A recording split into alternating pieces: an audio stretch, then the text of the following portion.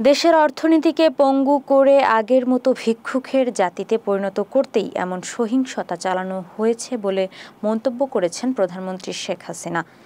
শনিবার সকালে সহিংসতায় আহতদের দেখতে পঙ্গু হাসপাতাল national institute of traumatology and orthopaedic rehabilitation পরিদর্শনে গিয়ে এমন মন্তব্য করেন তিনি। এ সময় আন্দোলনে গুরুতর আহত কয়েকজনের সঙ্গে কথা বলে তাদের চিকিৎসার খোঁজ খবর নেন প্রধানমন্ত্রী। সেই সাথে আহতদের চিকিৎসার সব ধরনের ব্যবস্থা সরকার নেবে বলে প্রতিশ্রুতিও দেন শেখ হাসিনা। আহতদের দেখে আবেগাপ্লুত প্রধানমন্ত্রী এ সময় দেশবাসীর কাছে এসব অপকর্মের বিচার চান। আন্দোলনের নামে এতগুলো পরিবারের যে ক্ষতি হলো এর দায়িত্ব কার, এমন প্রশ্নও রাখেন প্রধানমন্ত্রী।